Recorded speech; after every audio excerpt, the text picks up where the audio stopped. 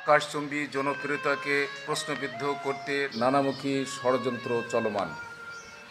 মেহেরপুর জেলা জামাতের বিরুদ্ধে এমনই একটি প্রোপাগান্ডা প্রচার করা হয়েছে, যেখানে প্রয়োজনীয় কিছু টুলস কিটকে অস্ত্র হিসেবে আখ্যায়িত করা হয়েছে। আমরা এর তীব্র নিন্দা ও প্রতিবাদ জানাই। আপনাদের জানাতে চাই, আজ বেলা 10টার দিকে মেহেরপুর জেলা জামাতের আমিরের ব্যবহৃত গাড়িটি জেলা জামাতের অফিস থেকে তার বাসভবন থেকে সভাস্থলে আনার জন্য যাচ্ছিল।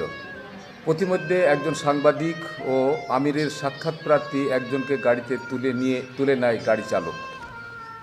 জেলা আমিরের বাসভবনে যাওয়ার পথে হোটেল বাজার মোড়ে গাড়িটি গতিরোধ করে সেনাবাহিনী। সেখানে গাড়িতে থাকা কিছু নিয়মিত ব্যবহার্য জিনিস ও আত্মরক্ষামূলক সরঞ্জামাদিকে অস্ত্র হিসাবে আখ্যায়িত করা হয়। গাড়িসহ তাদের আটক করে পুলিশে সোপর্দ করা হয়। পরবর্তীতে থানায় সেগুলি নিরীক্ষার মাধ্যমে প্রাণঘাতী না হওয়ায় ছেড়ে দেওয়া হয়েছে। এগুলি কোনো মতে অস্ত্র বলা যায় না। প্রতিপক্ষ বিষয়টি অপব্যাখ্যার মাধ্যমে মানুষকে ভুল বোঝাবার চেষ্টা করা হয়েছে এবং মেহেরপুর 1 আসনের জামাত প্রার্থী সম্মান ক্ষুণ্ণ করতে পরিকল্পিতভাবে কাজ করছে। আপনাদের মাধ্যমে সঠিক তথ্যটি জনগণের সামনে তুলে ধরার জন্য আহ্বান জানাচ্ছি। শিবিরের নেতা বলা হচ্ছে, সে হলো মেহেরপুরের বাংলা এডিশন জেলার প্রতিনিধি। সে শিবিরের সাথে তার কোনো সম্পৃক্ততা নেই।